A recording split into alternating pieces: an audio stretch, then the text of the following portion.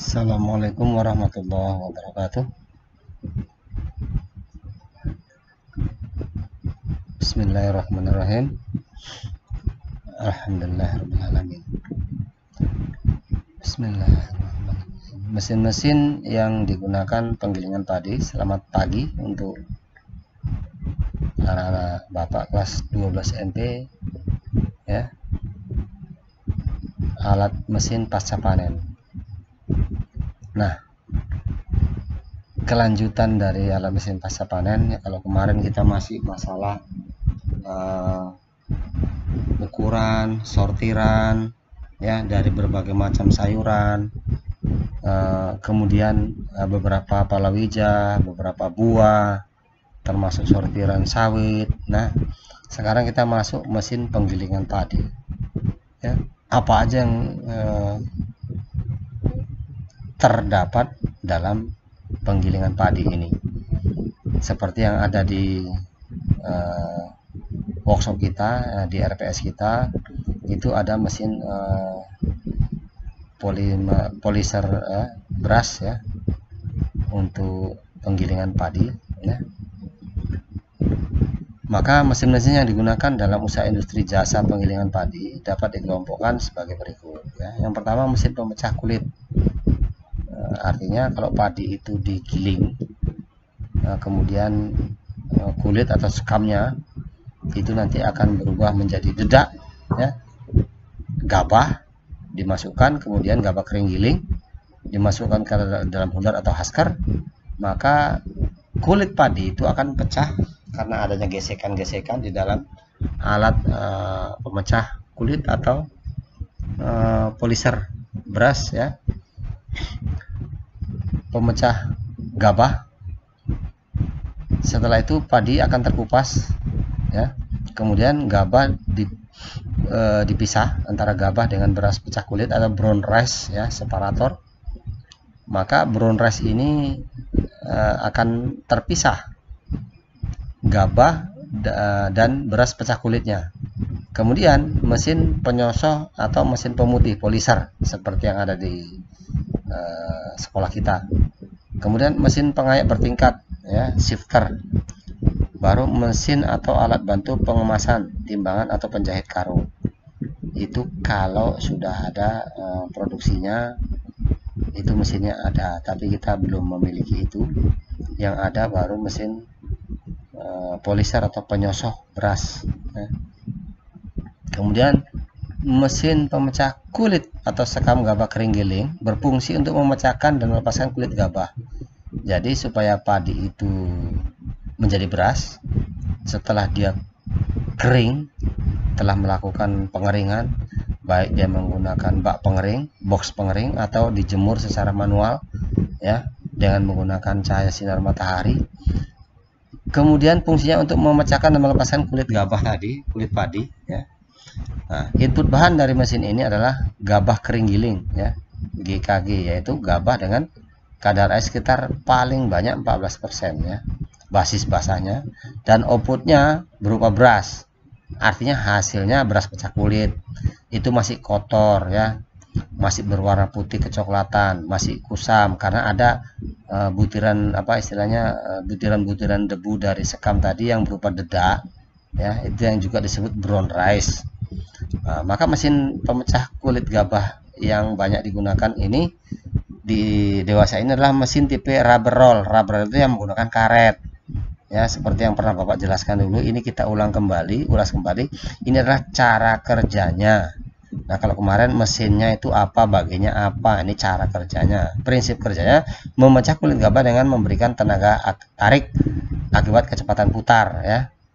Di situ karena adanya karet, maka kalau padi dicampur dengan karet, digesek dengan karet, biasanya ini enggak los gitu aja, maka dia akan ada seperti melekat, maka dia akan terpisah gabahnya dengan berasnya gitu, maka dedaknya akan terkelupas kulitnya. Nah, mesin pemecah kulit kita bisa lihat di gambar nanti ya.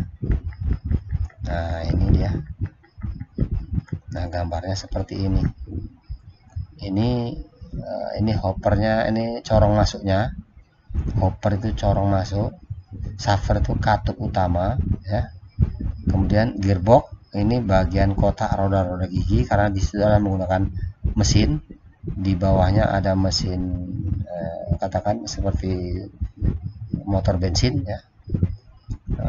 Kemudian ini ada puli ya, puli bebasnya di luar.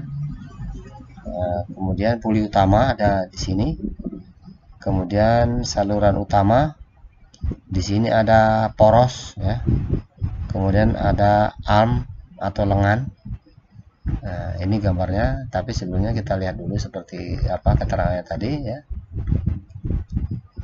Nih. Aliran gabah dalam mesin tersebut, ini gabah yang diumpankan ke dalam mesin pemecah kulit biasanya tidak seluruhnya terkupas. Besar kecilnya persentase gabah tidak terkupas ini tergantung pada penyetelan mesin ya. Bagian yang tidak terkupas tersebut harus dipisahkan dari beras pecah kulit atau brown rice tadi, untuk diumpankan kembali ke dalam mesin pemecah kulit. Nah, kemudian kita masukkan lagi ke dalam corongnya ini. Kita pisahkan, setelah kita pisahkan kita masukkan lagi untuk dilakukan penggilingan lagi. Ya, dengan menggunakan mesin pemisah gabah dari beras pecah kulit yang dapat menyatu atau terpisah dengan mesin pemecah kulit.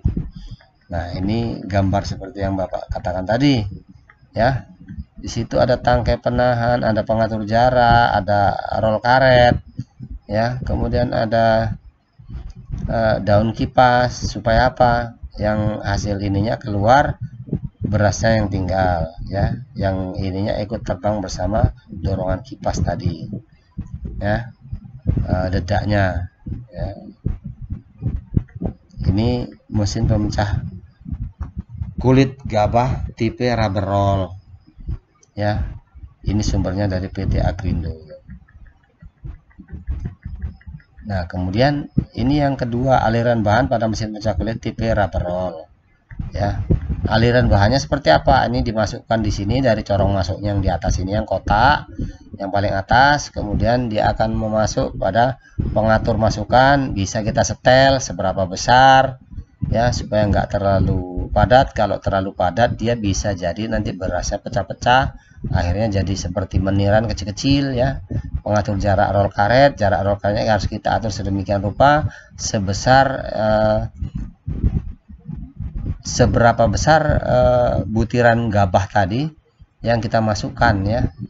Kemudian ada pengatur udara ya. Kemudian tangkai penahannya ada, kemudian pengatur udara 2. Nah, kemudian ada saluran utama seperti yang disampaikan tadi di atas. Nah, kemudian ada tangkai penahan. Tangkai penahan ini hanya untuk menahan outletnya, pipa skamnya, yang keluar adalah dedaknya. Nah, di sini adalah aliran saluran keduanya. Ini aliran kedua ini saluran utama, yang keluar adalah berasnya, bukan gabahnya, bukan skamnya. Yang corong seperti rumah keong ini, seperti peluit ini, itu untuk keluaran skamnya.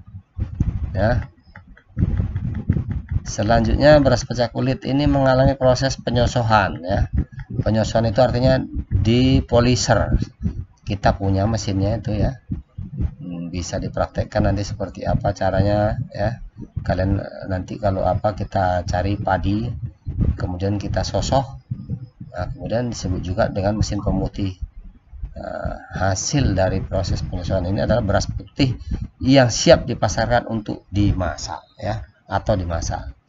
Mesin penyosok yang umumnya digunakan di Indonesia adalah mesin tipe Brixie Jet Peeler ya. Nah, beras pecah kulit yang diumpankan ke dalam mesin ini didorong memasuki silinder dengan permukaan dalam tidak rata, dan pada bagian dalamnya terdapat silinder lain yang lebih kecil yang mempunyai permukaan luar yang tidak rata dan serta berlubang-lubang. Maka beras pecah kulit ini, kulit arinya yang terkikis ini menjadi serbuk dedak yang Bapak sampaikan tadi. Itu setelah dipolisher untuk dipasarkan tentu harus kita bersihkan dulu ya. Dipolisher dulu, dibersihkan dulu, disosok dulu sehingga dapat menurunkan kapasitas penyosohan ya. Nah, ini kulit ari yang terkikis menjadi serbuk dedak yang dapat menempel pada permukaan beras dan juga permukaan dinding silinder sehingga dapat menurunkan kapasitas penyosohan. Nah, ini seperti ini gambarnya. Nah, kalau yang di sekolah kita itu lebih